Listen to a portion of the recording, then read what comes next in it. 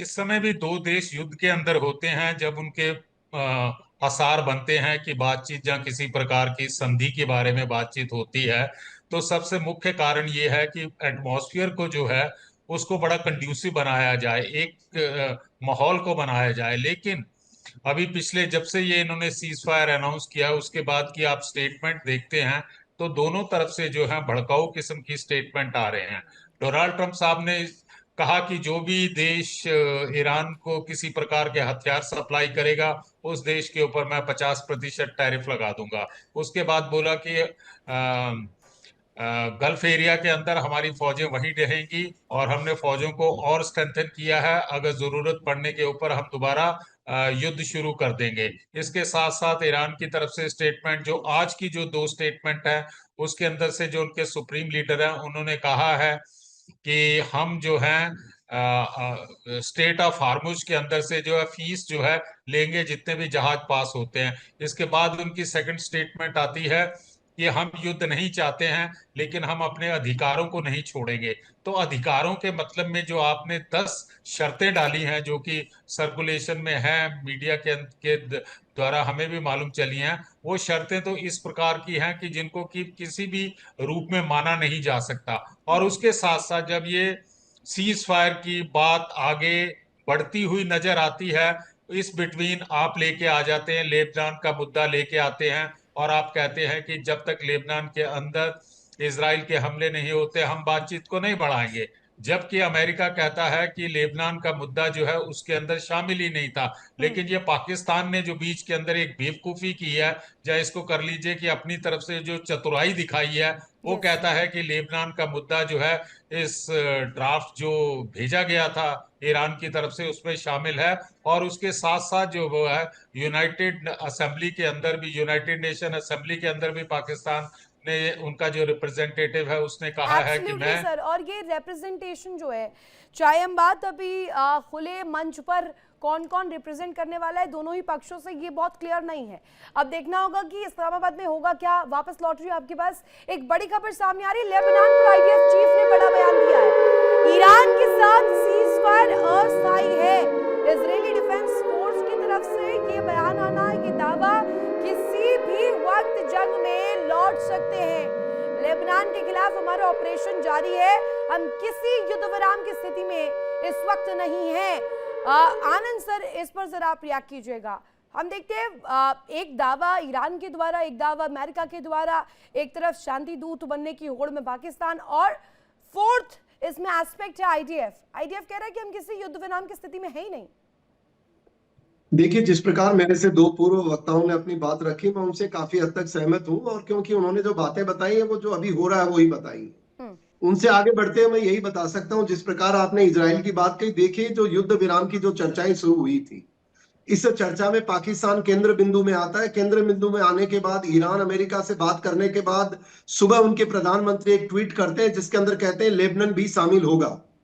पर लेकिन उसके 10 मिनट के अंतराल के अंतर्गत ही इजराइल ने इतना भीषण हमला किया लेबनान के अंदर हिजबुल्लाह पर, कि मेरे ख्याल से पिछले कई दिनों में, महीनों में सबसे भीषण हमला था।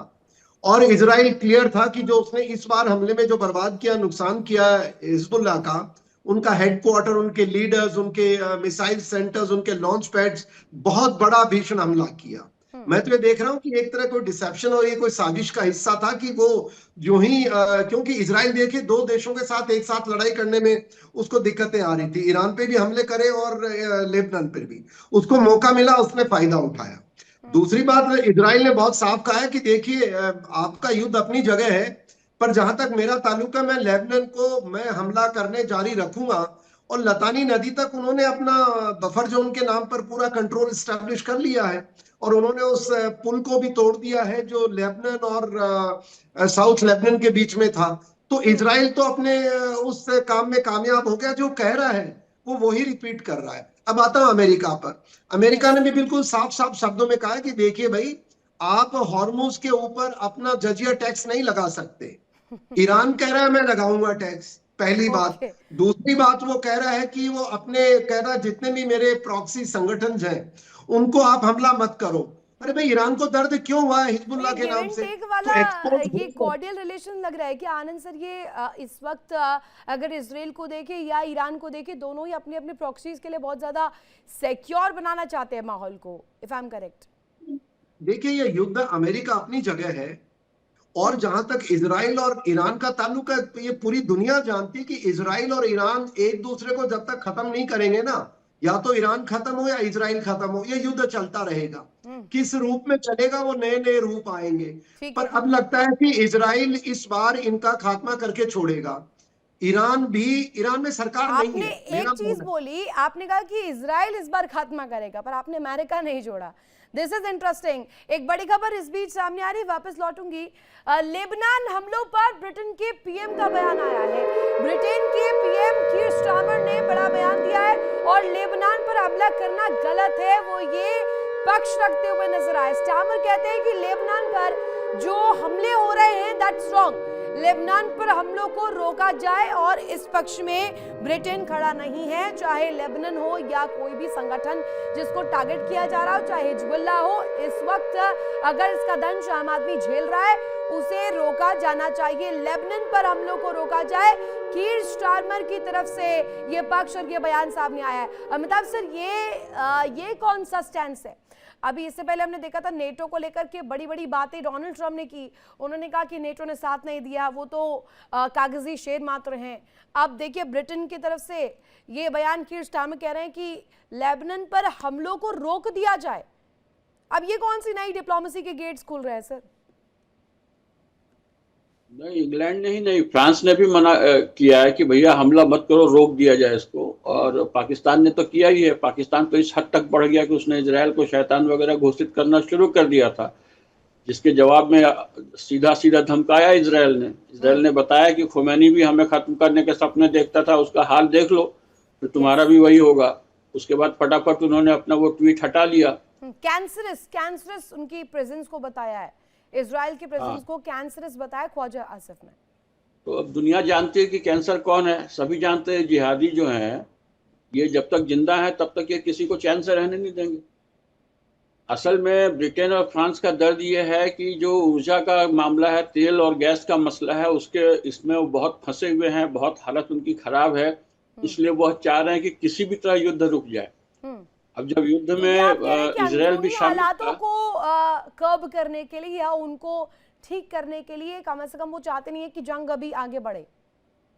हाँ, बहुत तेजी से वो लोग इस पे काम कर रहे हैं कि किसी तरीके से रुक जाए और हमारा कुछ तेल गैस का मसला सुधरे, दोबारा फिर से सब कुछ सेट करना पड़ेगा उन्हें। उसमें भी टाइम लगना है, सबको पता है, 1 महीना से ज्यादा लगता है चीजों को ठीक होने में। इसलिए वो नहीं चाह रहे हैं कि ऐसा हो। वो जानते हैं, सभी जानते हैं कि क्या हालात हैं, और ये जो जिहादी जो है ये कभी मानने वाले नहीं है। ये जैसे ही मजबूत होंगे, आप देखिए कितना बड़ा खतरा था ईरान, इतने ये समझ रहे थे कि हम हफ्ते 2 हफ्ते कि अगर आप जिसे जिहादी टर्म दे रहे हैं, उसी के गोद में जाकर सुपर पावर अमेरिका मीटिंग करने वाला है, and that too on this serious note. UK Devnath sir, इसके बाद आपके पास सारी एक बड़ी खबर सामने आ रही है। दक्षिणी लेबनान में भारी तबाही देखने को मिली है। हिजबुल्लाह की गढ़ तबाह गांव में तबाही का मंजर देखा गया। सैटेलाइट तस्वीरें भी सामने आई है, जहां भीषण बमबारी, भीषण तबाही और विध्वंस इस वक्त जो तस्वीरें कम से कम इस वक्त सामने आ रही है, वो इस वक्त दर्शा रही है। हिजबुल्लाह के गढ़ तैबह गांव में तबाही का मंजर देखने को मिला है। जरा तस्वीरें आपके सामने रख देते हैं, यहाँ पर जल्दी से तस्वीरें इस वक्त सामने आ रही है, किस तरीके का इस वक्त जो मंजर है वो नजर आ रहा है, और जल्दी से आपको दिखाते हैं। आपको दिखाई दे रहा होगा ये पूरा इलाका, और ये तैबत इलाका जहां पर आपको इस पूरे मैप पर हमने ये सैटेलाइट इमेजेस आपको दिखाई है, तबाही का मंजर किस तरीके से है। और यहाँ पर दक्षिणी लेबनान में ये कहा जा रहा है ये ठिकाना है जहां पर बैक टू बैक जो है फायर किया जा रहा है, बैक टू बैक हमले हो रहे हैं दक्षिणी लेबनान में। ये तबाही देखने को मिली है, ये लोकेशन आपको नजर आ रही होगी तैबत, और ये इसी के साथ साथ बता दें ये सट्टे हुए जो इलाके हैं, यहीं पर सबसे ज्यादा कहा जाए जो जनसंख्या का पैमाना है, अगर पॉपुलैरिटी रेट देखें, यहाँ पर पॉपुलेशन सबसे ज्यादा बड़ी आबादी दक्षिणी लेबनान में ही रहती है, और यहीं पर कहा जा रहा है कि जो हमला है वो किया गया है। ये तस्वीर अपने आप में बहुत कुछ दिखाती और दर्शाती भी है। तैबह गांव जो है यूके देवनाथ सर, ये दक्षिणी जो छोर है यहाँ पर हमला होना, और ये कोई पहली दफा तो हुआ नहीं है। इससे पहले हमने तस्वीर देखी थी कि कैसे एक ओपन फ्रेम में एक ऐसे इलाके को टारगेट किया गया हो जहां पर रेजिडेंशियल लोग रह रहे हो, सिविलियंस रह रहे हो। अब ये इलाका कितना इंपॉर्टेंट हो जाता है और यहाँ पर टारगेट लॉक करना क्या दिखाता है? हाँ रितु जी, दक्षिणी लेबनान में जो शिया लोग हैं उनकी पॉपुलेशन ज्यादा है। लेबनान में सुन्नी करीबन 35% हैं। लेबनान में क्रिश्चियंस करीबन 30% हैं। लेबनान में शिया करीबन 40% हैं। तो क्रिश्चियंस जो हैं ज्यादातर नॉर्थ लेबनान की तरफ हैं और शिया पॉपुलेशन ज्यादातर दक्षिण लेबनान की तरफ है।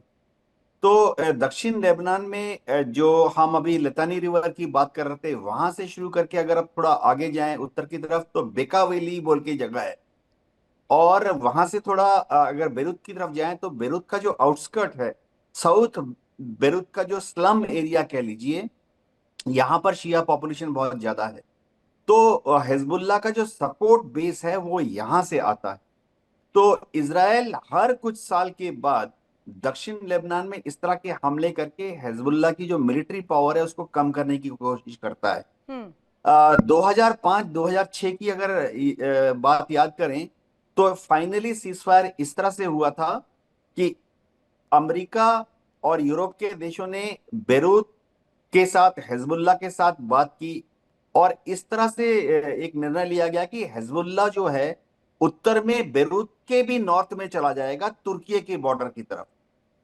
उस तरह से सीजफायर करने के लिए इजराइल भी राजी हो गया था, क्योंकि हिजबुल्लाह की जो रॉकेट्स हैं उनकी रेंज छोटी होती है, 40 किलोमीटर, 60 किलोमीटर, 80 किलोमीटर। और अगर हिजबुल्लाह को धकेल के बेरूत के उत्तर में ले जाते हैं तुर्की के बॉर्डर के पास, तो वहां से वो इजराइल तक कोई रॉकेट फायर नहीं कर सकता। सबसे इम्पोर्टेंट तो मैं आपसे जानना चाह रही हूँ, हमने जब सैटेलाइट तस्वीरें दिखाई वो इलाका सटता है सबसे ज्यादा आबादी वाला क्षेत्र है ये। अब ये मुझे बताइएगा कि अगर यहाँ पर सबसे ज्यादा हमले हो रहे हैं दक्षिणी छोर पर, तो क्या यहाँ पर ये मान रहा है आईडीएफ की यहीं पर सबसे ज्यादा आतंकी गुट है? रितु जी, जो मोसाद है उसका आकलन है कि 40,000 हिजबुल्लाह के लड़ाके हैं, जिसमें से 10,000 जो हैं एक्टिव लड़ाके हैं।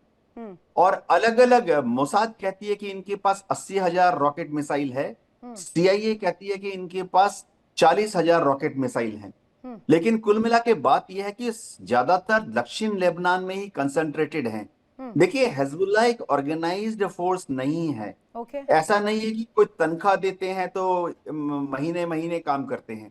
ये लोग अपने घरों में रहते हैं, अपने माताजी अपने पिताजी के साथ रहते हैं, और जब इनको सूचना मिलती है तो ये सब बच्चे हैं ज्यादातर 16 साल, 18 साल, 22 साल के।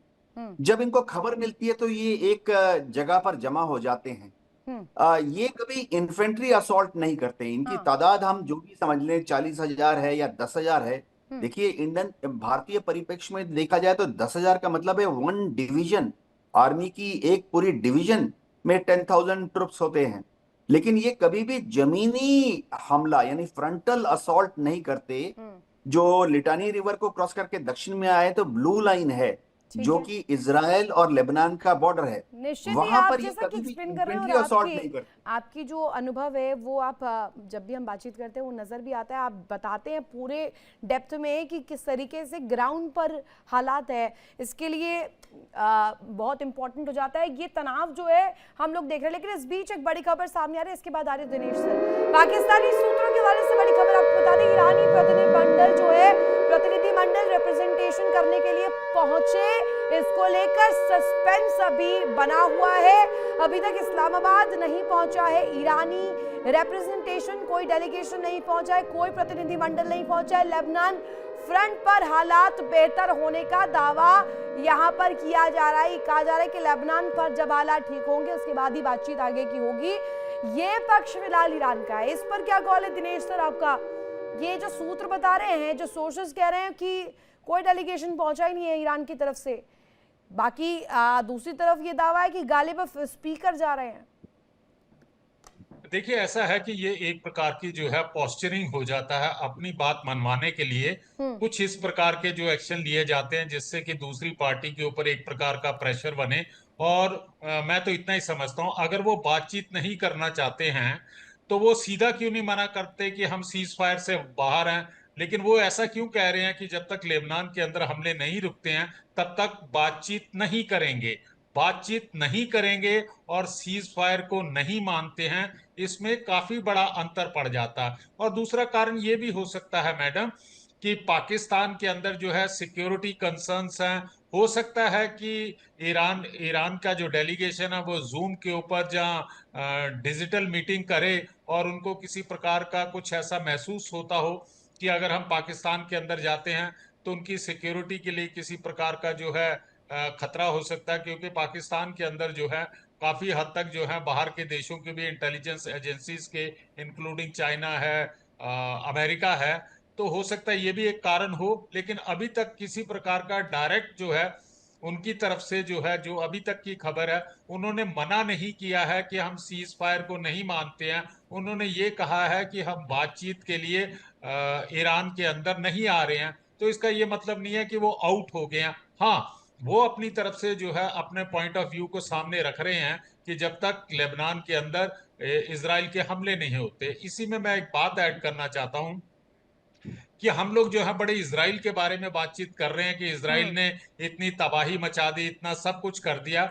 लेकिन मेरे हिसाब से जो है इजराइल जो भी वो कुछ कर रहा वो अपने सेल्फ डिफेंस के अंदर कर रहा। और एक चीज और मैं यहाँ ऐड करना चाहता हूँ। देखिए मैडम, 28 फरवरी के बाद से जब युद्ध शुरू हुआ था ईरान के साथ, 28 फरवरी जब उससे थोड़ा सा पहले, जब 28 फरवरी के बाद जो है इजराइल ने किसी प्रकार का भी लेबनान के ऊपर हमला नहीं किया था। ये इनके सुप्रीम लीडर के मरने के बाद जो है लेबनान से हिजबुल्लाह ने इनके ऊपर अटैक किया। तो अब वो रिटेलिएट कर रहा। अब इजराइल ने ये सोचा कि अब मेरे पास जो है थोड़ा सा लल पीरियड आ गया ये 2 वीक के लिए, तो इनको यहाँ पे जो है इनको जहां पे जरा सॉर्ट आउट कर देते हैं। अगर देखा जाए दूसरे संबोधन में, अभी तक के जो संबोधन डोनाल्ड ट्रंप के सामने आए हैं उसमें सबसे इंपॉर्टेंट कड़ी ये थी जब डोनाल्ड ट्रंप ने कहा था कि हमने ईरान के नेवल फोर्सेस को खत्म कर दिया है, हमने वहाँ की रजीम खत्म कर दी है, हमने 32वें दिन वो कर दिखाया है जो सालों साल में हमने देखा। वर्ल्ड वॉर 1 की जिक्र करें, वर्ल्ड वॉर 2 की जिक्र करें, बड़े बड़ी युद्ध जो हुई है सालों साल चलती रही। उन्होंने ये भी बताया कि 19 साल, कहीं 16 साल, कहीं कितने साल, हर एक जिक्र में उन्होंने ये जरूर मेंशन किया था कि अमेरिका ने इसे सिर्फ 32 डेज में कर दिखाया है।